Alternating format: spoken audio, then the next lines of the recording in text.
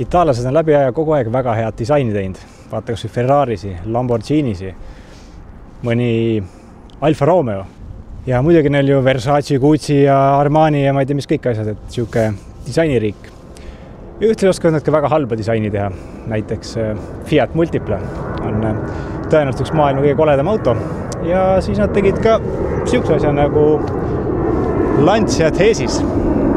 Lancia aretas Thesis jaoks välja täiesti oma platvormi, ehk siis ei kasutatud kellegi teise olemasolevat platvormi, või nad tegid kõik nullist ise. Nullist ise platvormi tegemine päris kallis. Ja plaan oli, et see auto hakkab konkureerima nii Mercedes E-klassiga kui Audi A6-ga.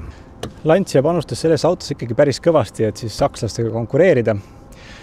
Aga paraku ostjaid kogu see asi ei tõmmanud käima.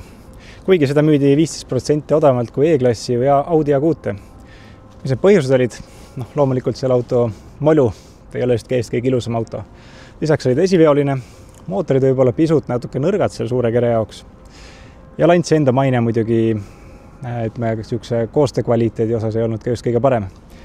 Nii et edused autod ei saatnud. Kaunis, eks ole. See on siis järjekorra numbrilt minu 63. auto.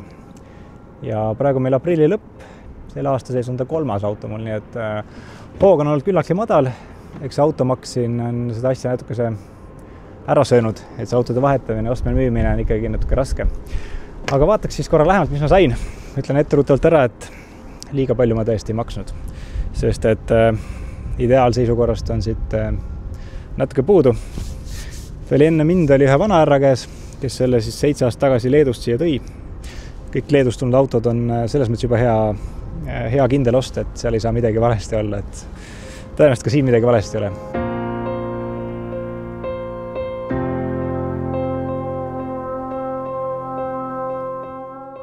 Aga vaatamegi natuke lähemalt siis, mida ma seekord endale ostsin. Ütleme nii, mõnda aega Eestis sõitnud autodel on või neid kiputavad roostemured kimbutama. Sellel autol õnneks on kõik hästi. Siin roostega praktiliselt probleemi ei ole. Võib-olla paar sellist pinmist täppi. Suunatuli hingab siin värsket õhku, siit on see klaas kaduma läinud pealt. Kust uue saab pole õrna aimugi. Ma arvan, et neid juppe leida on üsna keeruline. Peegel on näiteks 2-tsooniline. See on üks suurem tsoon, kust näeb taha, ja siis on väiksem tsoon, kust näeb ka taha. Teine variant, et see on lihtsalt pooleks läinud, aga ma arvan, et see tehasest nii tuligi.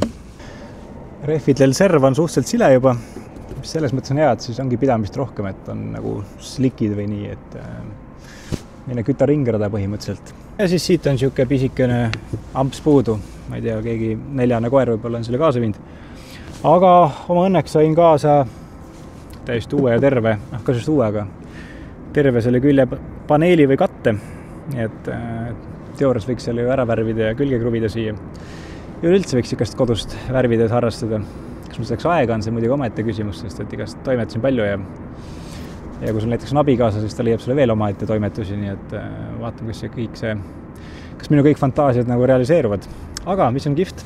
Või ütleme, just kihvt, aga huvitav. Kui need uksed lahti käivad. Kui sa esimest korda auto juurde tuled, siis ega siin sees on nagu mingi asi, aga sealt ei aita, nii et siis pead siia nuppu vajutama. Ja avanevad. Ja sulguvad suht mõnusalt. Tagumisel uksel on muidugi see asi veel paremaks tehtud, et siin sükest nuppu ei ole. Siis pead seest kuskilt mingit lülitit vajutama, siis tuleb lahti. Meie kliimas on see, et need jäi kinni, et need ei taha enam tagasi tulla hästi. Ja see pagass, see lülit ei tööta, aga ühesõnaga salongis on üks nupp, kust sellega lahti saab. Vajutan korra lahti, siis näeb, kui suur see tegelikult on.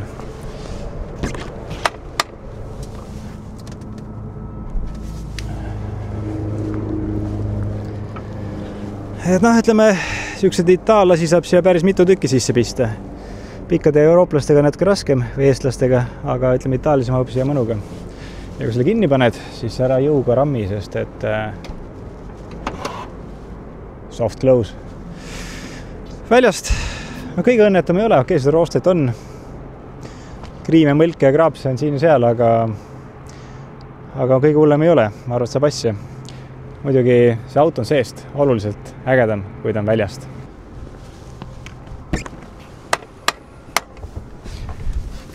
Kui see välimus on siuke natukene kentsakas, siis tegelikult kogu interjöör päris uhke välja. kihvti disainiga. Nii et see auto on seest kordades kaunim, kui ta väljast on. Äge on ta mõlemad pidi, ta on väljast äge ja ta on seest äge. Aga sisu on siuke uhke. Et siia pandi omal ajal ikkagi väärispuitu, kõik katted asjad on metallist, plastmassi on vähe. Muidugi selle auto pluss on see, et ükski luuk siin kinni ei püsi, et kõik on nagu katki, topsihoidid on katki. Siin vahel on siuke nutsakas paberit, et pardakas vastu põlvi ei kukuks. Ja siin külje peal on ka veel üks luuk, mis kinni ei taha püsida. Et need oleks üksteis, mis tahaks nagu ära teha, et oleks see sõidetavus natuke see mõnusam või see autosse tulek, et ei tunduks siuke raibe esimese hooga. Aga istmed on ülimõnusad ja mugavad, siuksed pehmed, elektrilised mäludega, kusjuures ega neid käsitsi liigutatavad istmed minu teada ei pakutudki. 2-tsooniline kliima, püsikiirushoidja on siin kangi peal, see on päris huvitav lahendus.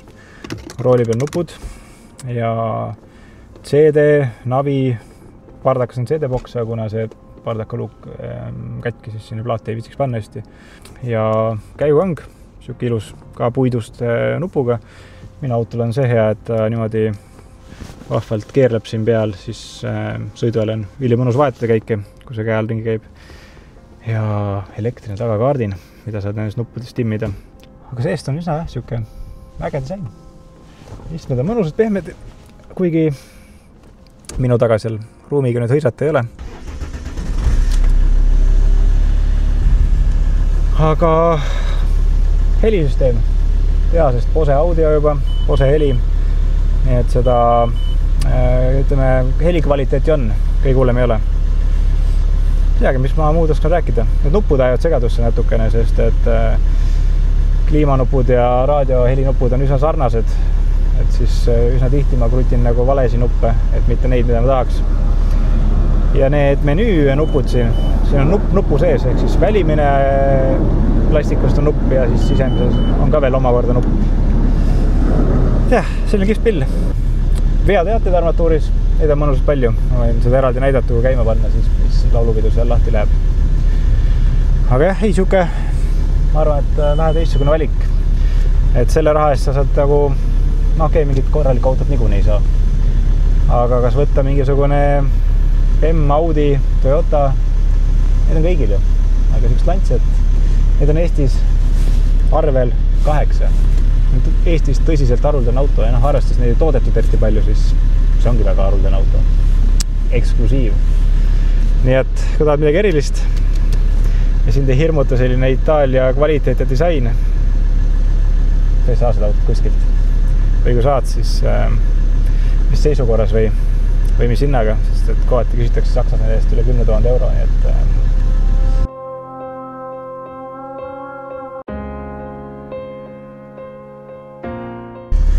kuidas siis sellise vana itaallasega päriselt sõita on.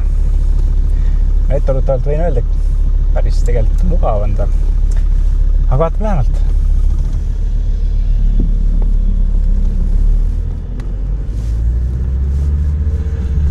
See konkreetne auto on siis aastast 2003, ehk siis 2 aastat oli neid toodetud juba. 2,4 liitrine Fiati diiselmootor. Liigutab seda päris okeilt. Või kuidagi siuke jõud on, aga 0-100 ikka on sinna 10 sekundi kanti. Isegi siin tundub, et rooli võimu õli on vähe võitu, sest see undab ja laulab siin nagu segane ja koha peal manööverdada on päris raske. Et selle rooli võimu õli peaks üle vaatama, mis seal sees on, mis värvi seal sees on ja siis midagi asemele panema. Sest kirjade järgi peaks selle autol ülikerge rool olema. No, ma seda praegu siin ei tunne. Istmed, tõesti mõnusad, mugavad. Nüüd saab päris korralikult sättida siin. Kõrvalistul kahjuks on see edasi-tagasi liigutuse nupp puudu, et siis kes kõrvalistul on nii, kuidas iste pandud on, nii ta seal istuma peab. Aga jah, ei, see 2.4 diisel, küllaltki vaikne, see on rida 5 mootor, peaks olema suhteliselt töökindel, kurat seda teab, aga ütleme, senimaani on ära kestnud. Kui selle autol muidugi läbisõit on ka 160 000 midagi vist ainult, et ei ole kuigi palju. No muidugi lisaks pakuti siia veel 2-liitrist turbomootorit, rida 5, Fiati oma. 2,4 liitrist vabalt hingavat bensukat veel juurde, ka Fiati oma, ja siis 3 liitrist ja 3,2 liitrist V6. Need olid juba Alfa Romeo toodang. Aga jah, diisel, ka puhas Fiati toodang. Aga jah, ütleme, minu meelest ilma elektrita istmeid siia autosse ei pakutudki, nii et siuke mäludega L-istmed, siis tegelikult ju omal ajal siukse Mersul ja Audil neid pidid roppu raha juurde maksma, et saada lisavarustusena peale.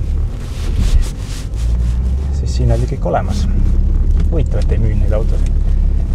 Muidugi see armatuurlaud on mul siin peateateid täis. Võib-olla kui korra arvutiga kallal käima, sest ta näitab mul näiteks, et suunatuled ei põle ja ei tööta. Väljast vaatasin üle, kõik töötavad ja põlevad. Plus veel mustmill on viga, et vii kohe esindusse see auto ja pane mootor kinni, sest muidu plahvatab. No nii hulvast asi ikka ei ole. Aga jah, see püsikiirushoidja kang. See on siuke, ma pole kunagi näinud ühelgi autolt ja siukse koha peal oleks või sellisel kujul oleks, et suunatulede külge monteeritud. Muuseas selgus, et ka näiteks Maserati Quattroportel 5. põlvkonna omal on täpselt samasugune kang. Minu teada Maserati tuli paar aastat hiljem välja, nii et siis nad varastasid siit Lanciast selle kangi. Või teine variant on see, et lihtsalt kogu Fiati kontsernis on see kang laialdaselt kasutusel. See on natuke tõenäolisem.